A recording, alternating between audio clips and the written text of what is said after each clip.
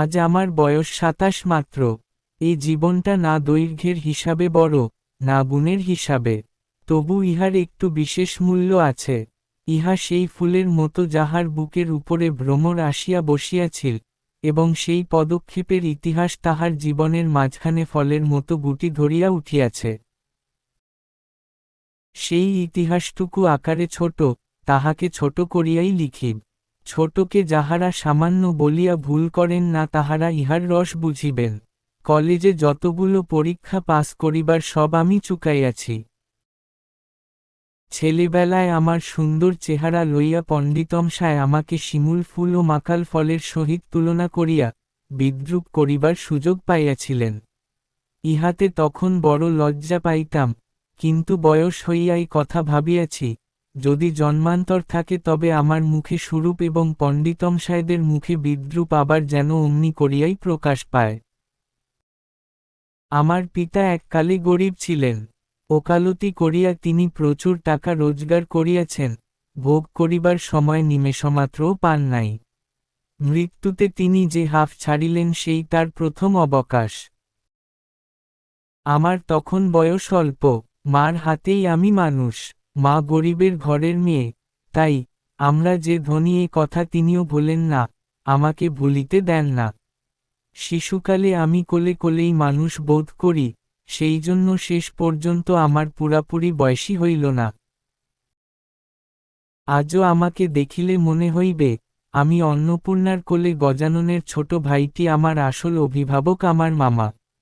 তিনি আমার চেয়ে বড়জোর বছর ৬ বড়, কিন্তু ফল্গুর বালির মতো তিনি আমাদের সমস্ত সংসারটাকে নিজের অন্তরের মধ্যে শুষিয়া লইয়াছেন।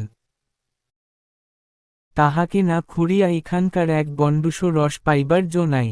এই কারণে কোনো কিছুর জন্যই আমাকে কোনো ভাবনা ভাবিতেই হয় না। কন্যার পিতা মাত্রেই স্বীকার করিবেন, আমি সৎপাত্র। তামাকটুকু পর্যন্ত খাই না। ভালো মানুষ হওয়ার কোনো ঝঞ্ঝাট নাই, তাই আমি নিতান্ত ভালো মানুষ।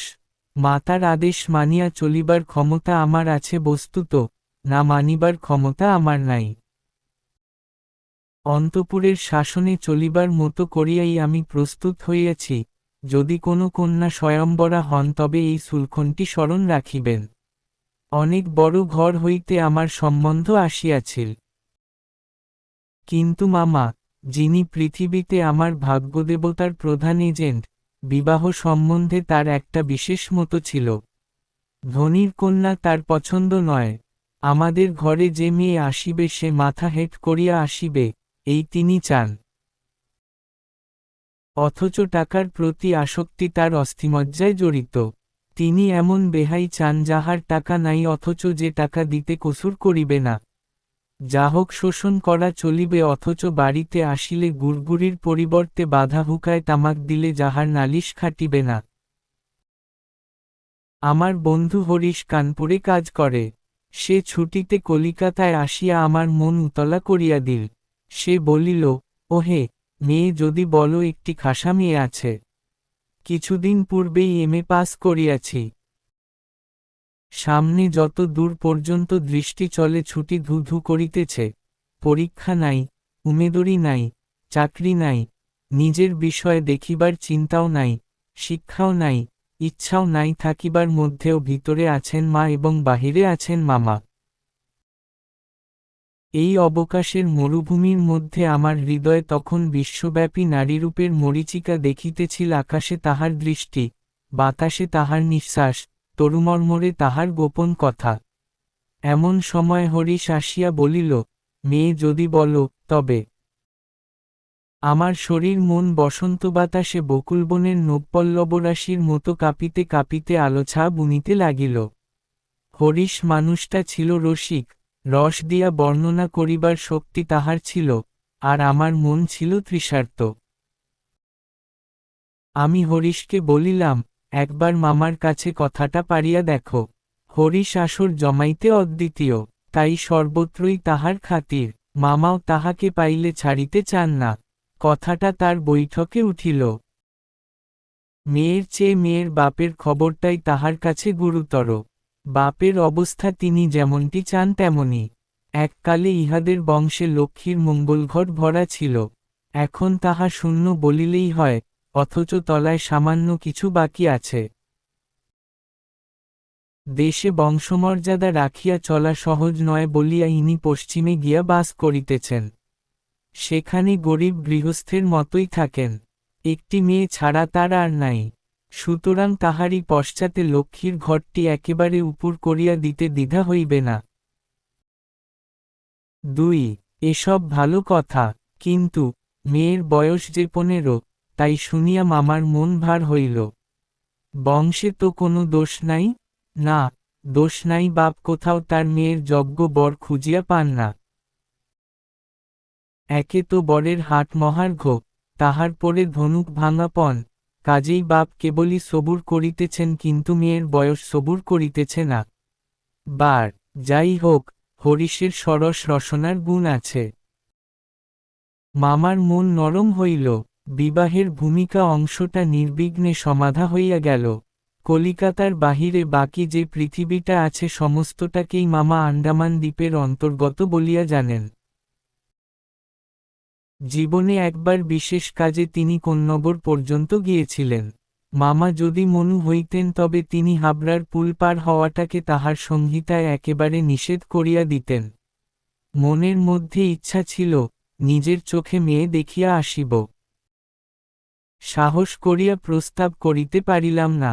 কন্যাকে আশীর্বাদ করিবার জন্য যাহাকে পাঠানো হইল সে আমাদের বিনুদাদা, আমার পিসতুতো ভাই।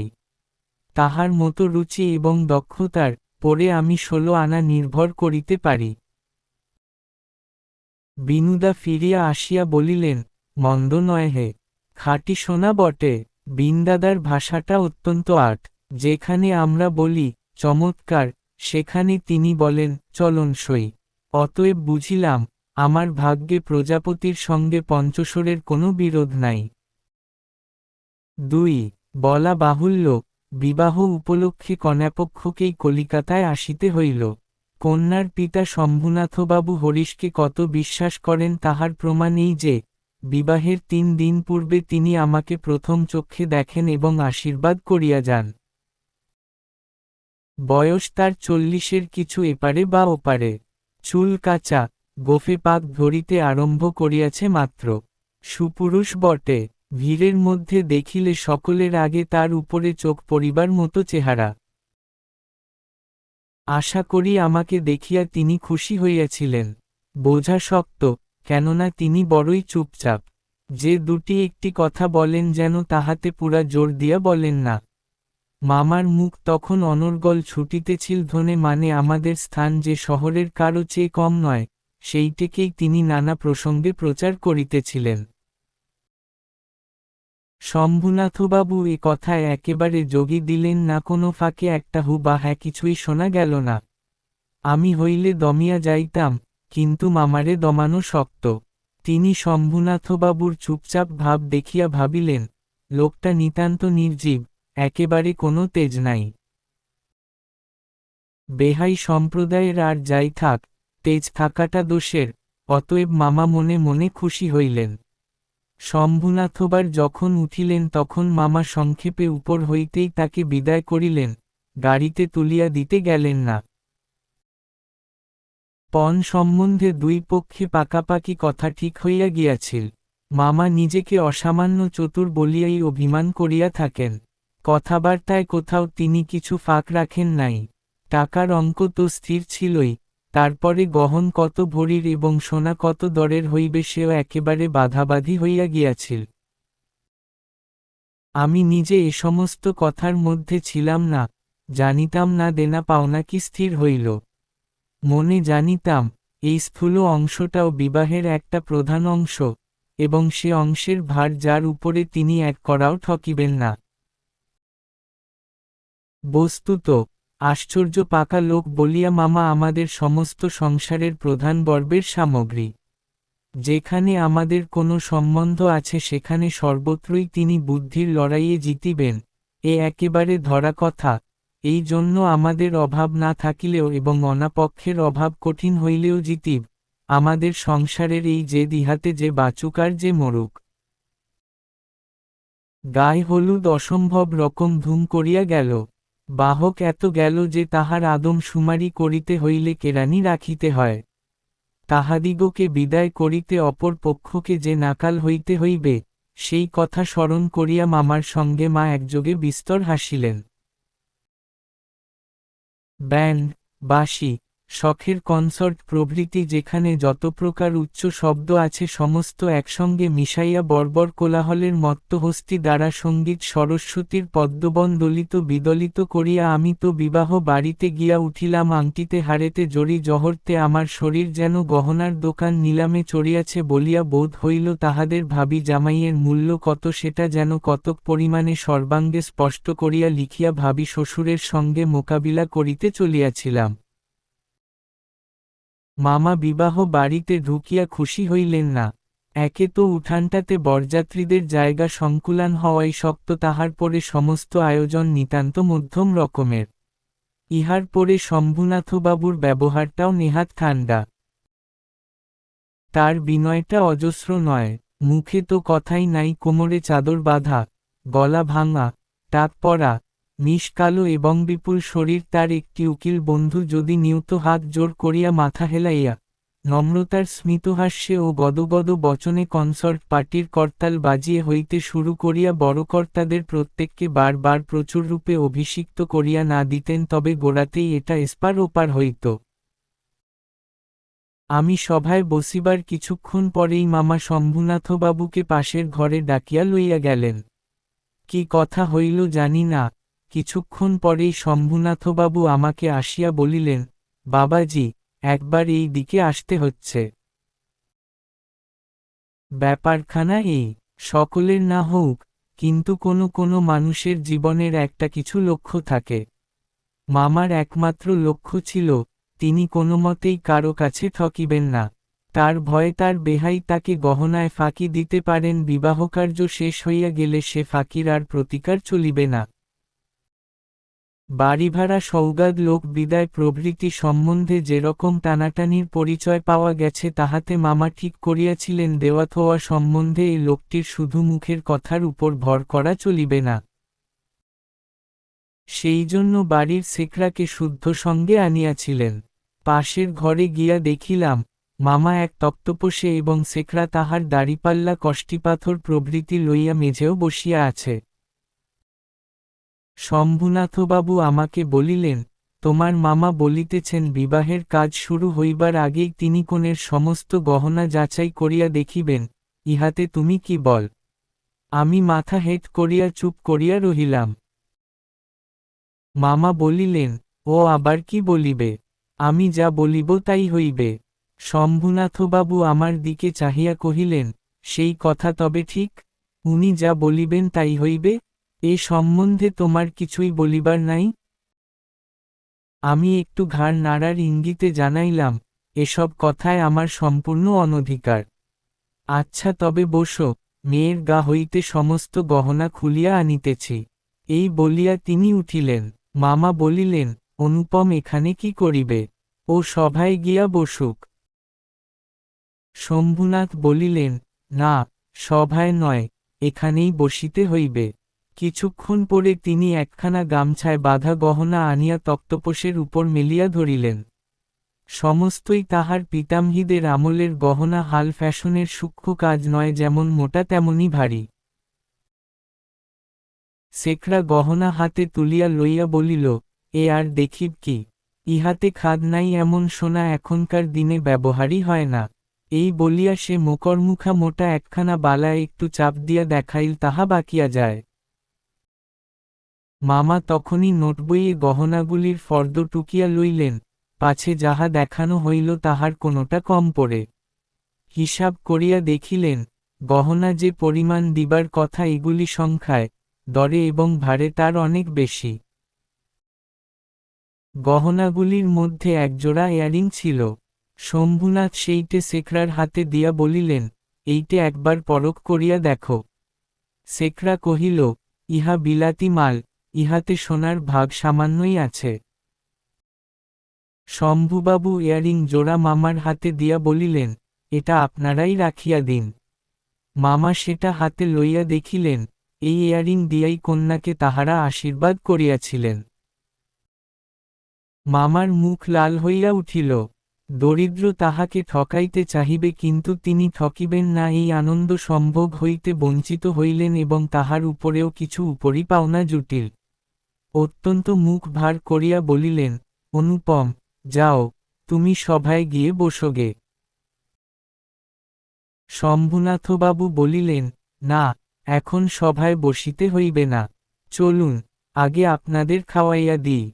মামা বলিলেন, সে কি কথা, লগ্ন। শম্ভুনাথবাবু বলিলেন, সেজন্য কিছু ভাবিবেন না, এখন উঠুন। লোকটি নেহাত ভালোমানুষ ধরনের, কিন্তু ভিতরে বেশ একটু জোর আছে বলিয়া বোধ হইল।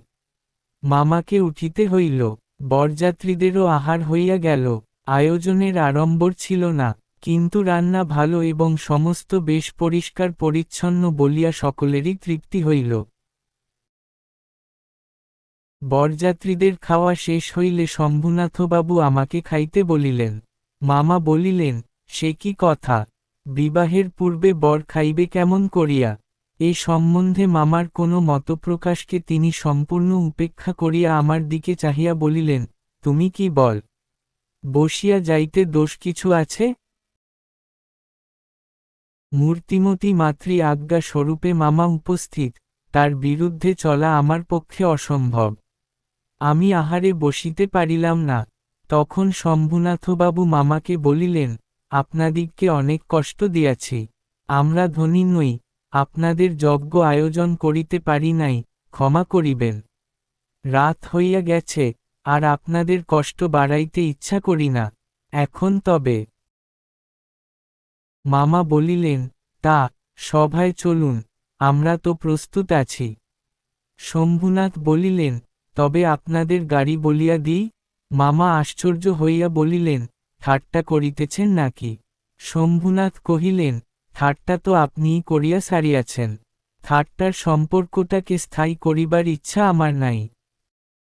মামা দুই চোখ এত বড় করিয়া মেলিয়া অবাক হইয়া রহিলেন। শম্ভুনাথ কহিলেন, আমার কন্যার গহনা আমি চুরি করিব, এ কথা যারা মনে করে তাদের হাতে আমি কন্যা দিতে পারি না। আমাকে একটি কথা বলাও তিনি আবশ্যক বোধ করিলেন না, কারণ প্রমাণ হইয়া গেছে, আমি কেহই নই। তারপরে যা হইল সে আমি বলিতে ইচ্ছা করি না। ঝাড়লণ্ঠন ভাঙিয়া চুরিয়া, জিনিসপত্র লণ্ডভণ্ড করিয়া, বরযাত্রের দল দক্ষযজ্ঞের পালা সারিয়া বাহির হইয়া গেল। বাড়ি ফিরিবার সময় ব্যান্ড রসনচৌকি ও কনসার্ট একসঙ্গে বাজিল না এবং অভ্রের ঝাড়গুলো আকাশের তারার 1902-4202 উপর আপনাদের কর্তব্যের বরাত দিয়া কোথায় যে মহানীন। বাড়ির সকলে তো রাগিয়া আগুন। কন্যার পিতার এত গুমর, কলি যে চারপোয়া হইয়া আসিল। সকলে বলিল, দেখি, মেয়ের বিয়ে দেন কেমন করিয়া। কিন্তু মেয়ের বিয়ে হইবে না এ ভয়ে যার মনে নাই তার শাস্তির উপায় কি? মস্ত বাংলাদেশের মধ্যে আমি একমাত্র পুরুষ যাহাকে কন্যার বাপ বিবাহের আসর হইতে নিজে ফিরাইয়া দিয়াছে।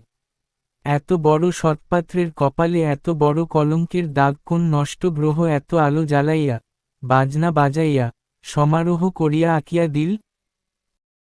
বরযাত্রীরা এই বলিয়া কপাল চাপড়াইতে লাগিল যে, বিবাহ হইল না অথচ আমাদের ফাঁকি দিয়া খাওয়াইয়া দিল পাকন্ত্রটাকে সমস্ত অন্নশুদ্ধ সেখানে টান মারিয়া ফেলিয়া দিয়া আসিতে পারিলে তবে আফসোস মিটিত। বিবাহের চুক্তিভঙ্গ ও মানহানির দাবিতে নালিশ করিব বলিয়া মামা অত্যন্ত গোল করিয়া বেড়াইতে লাগিলেন। হিতৈষীরা বুঝাইয়া দিল, তাহা হইলে তামাশার যেটুকু বাকি আছে তাহা পুরা হইবে। বলা বাহুল্য, আমিও খুব রাগিয়াছিলাম। কোনো গতিকে শম্ভুনাথ বিষম জব্দ হইয়া আমাদের পায়ে ধরিয়া আসিয়া পড়েন, গোফের রেখায় তা দিতে দিতে এইটেই কেবল কামনা করিতে লাগিলাম। কিন্তু এই আক্রোশের কালো রঙের স্রোতের পাশাপাশি আর একটা স্রোত বহিতেছিল যেটার রং একেবারেই কালো নয়। সমস্ত মন যে সেই অপরিচিতার পানে ছুটিয়া গিয়াছিল এখনো যে তাহাকে কিছুতেই টানিয়া ফিরাইতে পারি না। দেয়ালটুকুর আড়ালে রহিয়া গেল গো। কপালে তার চন্দন আঁকা, গায়ে তার লাল শাড়ি, মুখে তার লজ্জার রক্তিমা, হৃদয়ের ভিতরে কি যে তা কেমন করিয়া বলিব। আমার কল্পলোকের কল্পলতাটি বসন্তের সমস্ত ফুলের ভার আমাকে নিবেদন করিয়া দিবার জন্য নত হইয়া পড়িয়াছিল। হাওয়া আসে, গন্ধ পাই, পাতার শব্দ শুনি, কেবল আর একটিমাত্র পা ফেলার অপেক্ষা। এমন সময়ে সেই এক পদক্ষেপের দূরত্বটুকু এক মুহূর্তে অসীম হইয়া উঠিল।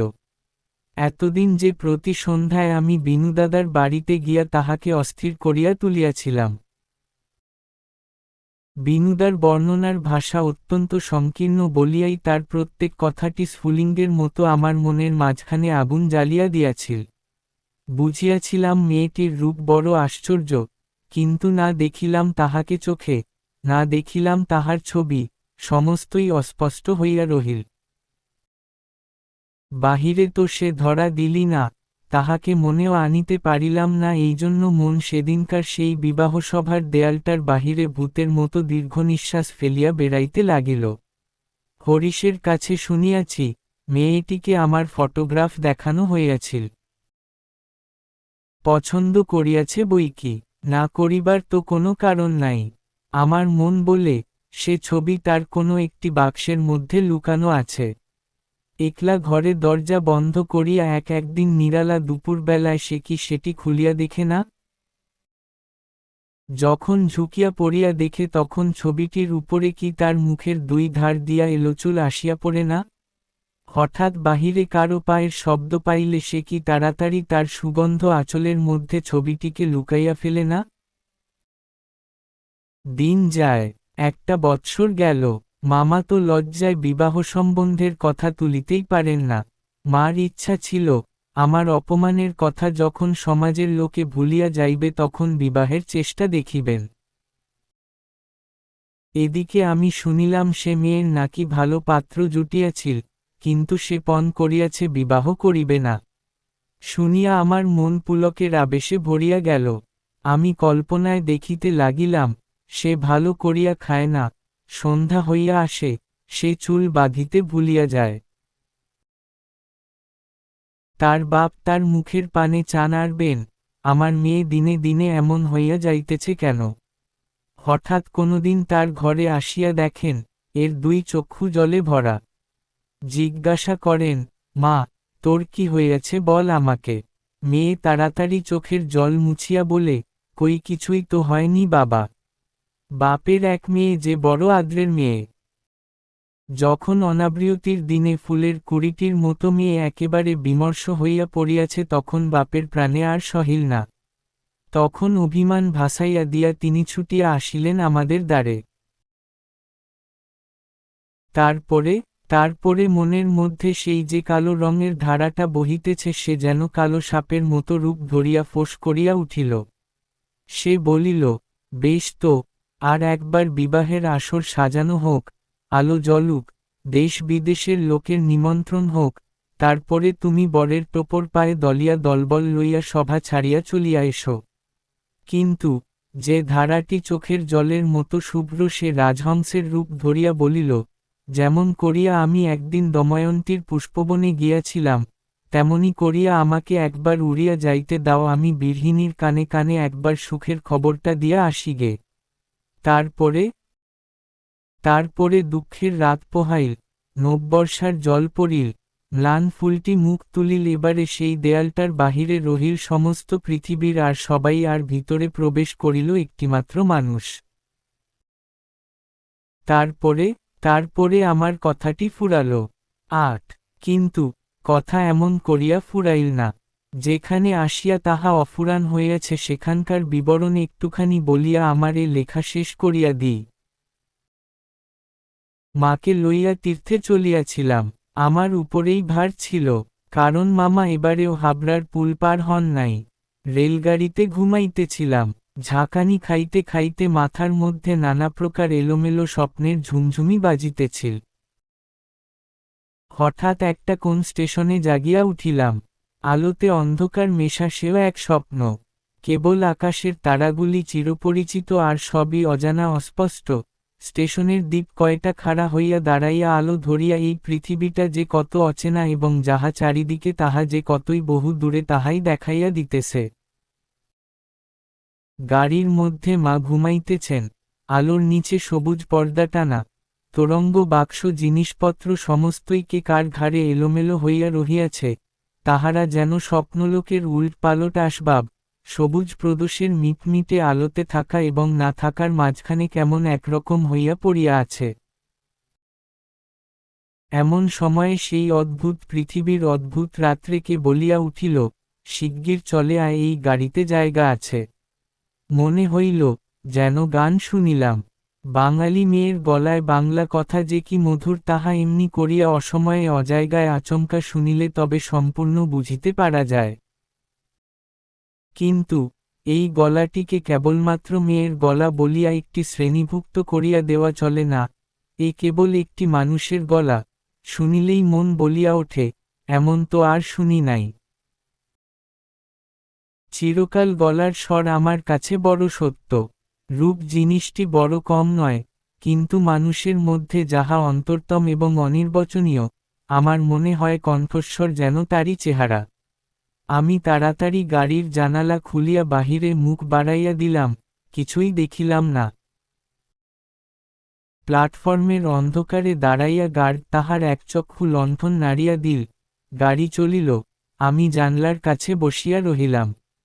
আমার চোখের সামনে কোনো মূর্তি ছিল না, কিন্তু হৃদয়ের মধ্যে আমি একটি হৃদয়ের রূপ দেখিতে লাগিলাম। সে যেন এই তারাময়ী রাত্রির মতো আবৃত করিয়া ধরে, কিন্তু তাহাকে ধরিতে পারা যায় না।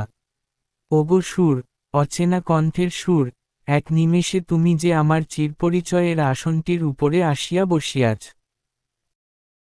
কি আশ্চর্য পরিপূর্ণ তুমি চঞ্চলকালের ক্ষুব্ধ হৃদয়ের উপরে ফুলটির মতো ফুটিয়াছ, অথচ তার ঢেউ লাগিয়া একটি পাপড়িও টলে নাই, অপরিমেয় কোমলতায় এতটুকু দাগ পড়ে নাই। গাড়ি লোহার মৃদঙ্গে তাল দিতে দিতে চলিল, আমি মনের মধ্যে গান শুনিতে শুনিতে চলিলাম। তাহার একটিমাত্র ধোঁয়া, গাড়িতে জায়গা আছে। আছে কি, জায়গা আছে কি, জায়গা যে পাওয়া যায় না, কেউ যে কাকেও চেনে না। অথচ সেই না চেনাটুকু যে কুয়াশামাত্র, সে যে মায়া, সেটা ছিন্ন হইলেই যে চেনার আর অন্ত নাই। ওগো সুধাম সুর, যে হৃদয়ের অপরূপ রূপ তুমি, সে কি আমার চিরকালের চেনা নয়? জায়গা আছে আছে, শীঘ্র আসিতে ডাকিয়াছ, শীঘ্রই আসিয়াছি, এক নিমেষও দেরি করি নাই। রাত্রে ভালো করিয়া ঘুম হইল না, প্রায় প্রতি স্টেশনে একবার করিয়া মুখ বাড়াইয়া দেখিলাম, ভয় হইতে লাগিল যাহাকে দেখা হইল না সে পাছে রাত্রে নামিয়া যায়। পরদিন সকালে একটা বড় স্টেশনে গাড়ি বদল করিতে হইবে। আমাদের ফার্স্ট ক্লাসের টিকিট মনে আশা ছিল, ভিড় হইবে না। নামিয়া দেখি, প্ল্যাটফর্মে সাহেবেদের আর্দালি দল আসবাবপত্র লইয়া গাড়ির জন্য অপেক্ষা করিতেছে। কোন এক ফৌজের বড় জেনারেল সাহেব ভ্রমণে বাহির হইয়াছেন। 2-3 মিনিট পরেই গাড়ি আসিল। বুঝিলাম, ফার্স্ট ক্লাসের আশা ত্যাগ করিতে হইবে। মাকে লইয়া কোন গাড়িতে উঠি সে এক বিষম ভাবনায় পড়িলাম। সব গাড়িতেই ভিড়, দাঁড়ে দাঁড়ে উকি মারিয়া বেড়াইতে লাগিলাম। এমন সময়ে সেকেন্ড ক্লাসের গাড়ি হইতে একটি মেয়ে আমার মাকে লক্ষ্য করিয়া বলিলেন, আপনারা আমাদের গাড়িতে আসুন না, এখানে জায়গা আছে। আমি তো চমকিয়া উঠিলাম, সেই আশ্চর্যমধুর কণ্ঠ এবং সেই গানেরই ধোঁয়া, জায়গা আছে। ক্ষণমাত্র বিলম্ব না করিয়া মাকে লইয়া গাড়িতে উঠিয়া পড়িলাম। জিনিসপত্র তুলিবার প্রায় সময় ছিল না। আমার মতো অক্ষম দুনিয়ায় নাই। সেই মেয়েটি কুলিদের হাত হইতে তাড়াতাড়ি চলতি গাড়িতে আমাদের বিছানাপত্র টানিয়া লইল। আমার একটা ফটোগ্রাফ তুলিবার ক্যামেরা স্টেশনেই পড়িয়া রহিল, গ্রাহাই করিলাম না। তারপরে কি লিখিব জানি না। আমার মনের মধ্যে একটি অখণ্ড আনন্দের ছবি আছে, তাহাকে কোথায় শুরু করিব, কোথায় শেষ করিব, বসিয়া বসিয়া বাক্যের পর বাক্য যোজনা করিতে ইচ্ছা করে না। এবার সেই সুরটিকে চোখে দেখিলাম, তখনও তাহাকে সুর বলিয়াই মনে হইল। মায়ের মুখের দিকে চাহিলাম, দেখিলাম তার চোখে পলক পড়িতেছে না। মেয়েটির বয়স 16 কি 17 হইবে, কিন্তু নবযৌবন ইহার দেহে মনে কোথাও যেন একটুও ভার চাপাইয়া দেয় নাই। ইহার গতি সহজ, দীপ্তি নির্মল, সৌন্দর্যের সূচিতা অপূর্ব, ইহার কোনো জায়গায় কিছু জরিমা নাই। আমি দেখিতেছি, বিস্তারিত করিয়া কিছু বলা আমার পক্ষে অসম্ভব। এমনকি সে যে কি রঙের কাপড় কেমন করিয়া পরিয়াছিল তাহাও ঠিক করিয়া বলিতে পারিব না। এটা খুব সত্য যে, তার বেশে ভূষায় এমন কিছুই ছিল না যেটা তাহাকে ছাড়াইয়া বিশেষ করিয়া চোখে পড়িতে পারে। সেই নিজের চারিদিকের সকলের চেয়ে অধিক রজনীগন্ধার শুভ্র মঞ্জরীর মতো সরল বৃন্তটির উপরে দাঁড়াইয়া, যে গাছে ফুটিয়াছে সে গাছকে সে একেবারে অতিক্রম করিয়া উঠিয়াছে। সঙ্গে দুটি তিনটি ছোট ছোট মেয়ে ছিল, তাহাদিগকে লইয়া তাহার হাসি এবং কথার আর অন্ত ছিল না। আমি হাতে একখানা বই লইয়া সে দিকে কান পাতিয়া রাখিয়াছিলাম। যেটুকু কানে আসিতেছিল সে তো সমস্তই ছেলেমানুষদের সঙ্গে ছেলেমানুষই কথা। তাহার বিশেষত্ব এই যে, তাহার মধ্যে বয়সের তফাতে কিছুমাত্র ছিল না। ছোটদের সঙ্গে সে অনায়াসে এবং আনন্দে ছোট হইয়া গিয়াছিল। সঙ্গে কতকগুলি ছবিওয়ালা ছেলেদের গল্পের বই, তাহারই কোনো একটা বিশেষ গল্প শোনাইবার জন্য মেয়েরা তাহাকে ধরিয়া পড়িল।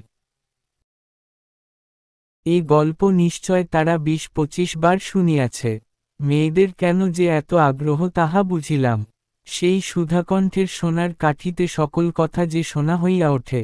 মেয়েটির সমস্ত শরীর মন যে একেবারে প্রাণে ভরা, তার সমস্ত চলায় বলায় স্পর্শে প্রাণ ঠিকরিয়া ওঠে। তাই মেয়েরা যখন তার মুখে গল্প শোনে তখন গল্প নয়, তাহাকেই শোনে, তাহাদের হৃদয়ের উপর প্রাণের ঝর্ণা ঝরিয়া পড়ে। তার সেই উদ্ভাসিত প্রাণ আমার সেদিনকার সমস্ত সূর্যকিরণকে সজীব করিয়া তুলিল। আমার মনে হইল, আমাকে যে প্রকৃতি তাহার আকাশ দিয়া বেষ্টন করিয়াছে সে ওই তরুণীরই অক্লান্ত অম্লান প্রাণের বিশ্বব্যাপী বিস্তার। পরের স্টেশনে পৌঁছিতেই খাবারওয়ালাকে ডাকিয়া সে খুব খানিকটা চানা মুঠ কিনিয়া লইল এবং মেয়েদের সঙ্গে মিলিয়া নিতান্ত ছেলেমানুষের মতো করিয়া কলহাস্য করিতে করিতে অসংকোচে খাইতে লাগিল। আমার প্রকৃতি যে জাল দিয়া বেড়া, আমি কেন বেশ সহজে হাসিমুখে মেয়েটির কাছে এই চানা একমুঠা চাহিয়া লইতে পারিলাম না। হাত বাড়াইয়া দিয়া কেন আমার লোভ স্বীকার করিলাম না। ফর্মা -৫ সাহিত্যপাঠ একাদশ, দ্বাদশ ও আলিম শ্রেণী। এ মা ভালো লাগা এবং মন্দ লাগার মধ্যে দোমনা হইয়াছিলেন। গাড়িতে আমি পুরুষমানুষ, তবু ইহার কিছুমাত্র সংকোচ নাই। বিশেষত এমন লোভীর মতো খাইতেছে, সেটা ঠিক তার পছন্দ হইতেছিল না, অথচ ইহাকে বেহা বলিয়াও তার ভ্রম হয় নাই। তার মনে হইল, এ মেয়ের বয়স হইয়াছে কিন্তু শিক্ষা হয় নাই। মা হঠাৎ কারো সঙ্গে আলাপ করিতে পারেন না, মানুষের সঙ্গে দূরে দূরে থাকাই তার অভ্যাস। এই মেয়েটির পরিচয় লইতে তার খুব ইচ্ছা, কিন্তু স্বাভাবিক বাধা কাটাইয়া উঠিতে পারিতেছিলেন না। এমন সময়ে গাড়ি একটা বড় স্টেশনে আসিয়া থামিল। সেই জেনারেল সাহেবের একদল অনুষঙ্গী এই স্টেশন হইতে উঠিবার উদ্যোগ করিতেছে। গাড়িতে কোথাও জায়গা নাই, বারবার আমাদের গাড়ির সামনে দিয়া তারা ঘুরিয়া গেল। মা তো ভয়ে আর্স্ট, আমিও মনের মধ্যে শান্তি পাইতেছিলাম না। গাড়ি ছাড়িবার অল্পকাল পূর্বে একজন দেশি রেলওয়ে কর্মচারী নাম লেখা দুইখানা টিকিট গাড়ির দুই বেঞ্চের শিয়েরের কাছে লটকাইয়া দিয়া আমাকে বলিল, এই গাড়ির এই দুই বেঞ্চ আগে হইতেই দুই সাহেব রিজার্ভ করিয়াছেন, আপনাদিগকে অন্য গাড়িতে যাইতে হইবে। আমি তো তাড়াতাড়ি ব্যস্ত হইয়া দাঁড়াইয়া উঠিলাম। মেয়েটি হিন্দিতে বলিল, না, আমরা গাড়ি ছাড়িব না। সে লোকটি রোখ করিয়া বলিল, না ছাড়িয়া উপায় নাই। কিন্তু মেয়েটির চলিষ্ণুতার কোনো লক্ষণ না দেখিয়া সে নামিয়া গিয়া ইংরেজ স্টেশন মাস্টারকে ডাকিয়া আনিল। সে আসিয়া আমাকে বলিল, আমি দুঃখিত, কিন্তু। শুনিয়া আমি কুলি কুলি করিয়া ডাক ছাড়িতে লাগিলাম। মেয়েটি উঠিয়া দুই চক্ষে অগ্নিবর্ষণ করিয়া বলিল, না, আপনি যাইতে পারিবেন না, যেমন আছেন বসিয়া থাকুন। বলিয়া সে দ্বারের কাছে দাঁড়াইয়া স্টেশন মাস্টারকে ইংরেজি ভাষায় বলিল, এই গাড়ি আগে হইতে রিজার্ভ করা, এ কথা মিথ্যা কথা বলিয়া নাম লেখা টিকিটটি খুলিয়া প্ল্যাটফর্মে ছুড়িয়া ফেলিয়া দিল। ইতিমধ্যে আর্দালি সমেত ইউনিফর্ম পরা সাহেবদারের কাছে আসিয়া দাঁড়াইয়াছে। গাড়িতে সে তার আসবাব উঠাইবার জন্য আর্দালিকে প্রথমে ইশারা করিয়াছিল। তাহার পর মেয়েটির মুখে তাকাইয়া, তার কথা শুনিয়া, ভাব দেখিয়া, স্টেশন মাস্টারকে একটু স্পর্শ করিল এবং তাহাকে আড়ালে লইয়া গিয়া কি কথা হইল জানি না। দেখা গেল, গাড়ি ছাড়িবার সময় অতীত হইলেও আর একটা গাড়ি জুড়িয়া তবে ট্রেন ছাড়িল। মেয়েটি তার দলবল লইয়া আবার একপত্তন চানা মুঠ খাইতে শুরু করিল, আর আমি লজ্জায় জানলার বাহিরে মুখ বাড়াইয়া প্রকৃতির শোভা দেখিতে লাগিলাম। কানপুরে গাড়ি আসিয়া থামিল। মেয়েটি জিনিসপত্র বাঁধিয়া প্রস্তুত। স্টেশনে একটি হিন্দুস্থানি চাকর ছুটিয়া আসিয়া ইহাদিগকে নামাইবার উদ্যোগ করিতে লাগিল। মেয়েটি বলিল, আমার নাম কল্যাণী। মা তখন আর থাকিতে পারিলেন না, জিজ্ঞাসা করিলেন, তোমার নাম কি মা? শুনিয়া মা এবং আমি দুজনেই চমকিয়া উঠিলাম। তোমার বাবা, তিনি এখানকার ডাক্তার, তাহার নাম শম্ভুনাথ সেন। তারপরেই সবাই নামিয়া গেল। মামার নিষেধ অমান্য করিয়া, মাতৃ আজ্ঞা ঠেলিয়া, তারপরে আমি কানপুরে আসিয়াছি। কল্যাণীর বাপ এবং কল্যাণীর সঙ্গে দেখা হইয়াছে। হাত জোর করিয়াছি, মাথা হেট করিয়াছি, শম্ভুনাথবাবুর হৃদয় গলিয়াছে। কল্যাণী বলে, আমি বিবাহ করিব না। আমি জিজ্ঞাসা করিলাম, কেন? সে বলিল, মাতৃ আজ্ঞা। কি সর্বনাশ! এ পক্ষেও মাতুল আছে নাকি? তারপরে বুঝিলাম, মাতৃ রহিল। তখন আমার বয়স ছিল 23। বুঝিলাম, মাতৃভূমি আছে। সেই বিবাহ ভাঙার পর হইতে কল্যাণী মেয়েদের শিক্ষার ব্রত গ্রহণ করিয়াছে। কিন্তু আমি আশা ছাড়িতে পারিলাম না। সেই সুরটি যে আমার হৃদয়ের মধ্যে আজও বাজিতেছে, সে যেন কোন ওপারের বাঁশি আমার সংসারের বাহির হইতে আসিল, সমস্ত সংসারের বাহিরে ডাক দিল। আর সেই যে রাত্রির অন্ধকারের মধ্যে আমার কানে আসিয়াছিল, জায়গা আছে, সে যে আমার চিরজীবনের গানের ধোঁয়া হইয়া রহিল। তখন আমার বয়স ছিল 23, এখন হইয়াছে 27। এখনও আশা ছাড়ি নাই, কিন্তু মাতুলকে ছাড়িয়াছি। নিতান্ত এক ছেলে বলিয়া মা আমাকে ছাড়িতে পারেন নাই। তোমরা মনে করিতেছ, আমি বিবাহের আশা করি? না, কোনো কালেই না। আমার মনে আছে, কেবল সেই এক রাত্রির অজানা কণ্ঠের মধুর সুরের আশা জায়গা আছে। নিশ্চয়ই আছে, নইলে দাঁড়াবো কোথায়? তাই বৎসরের পর বৎসর যায় আমি এইখানেই আছি। দেখা হয়, সেই কণ্ঠ শুনি, যখন সুবিধা পাই কিছু তার কাজ করিয়া দিই, আর মন বলে, এই তো জায়গা পাইয়াছি। ওগো অপরিচিতা, তোমার পরিচয়ের শেষ হইল না, শেষ হইবে না, কিন্তু ভাগ্য আমার ভালো, এই তো আমি জায়গা পাইয়াছি।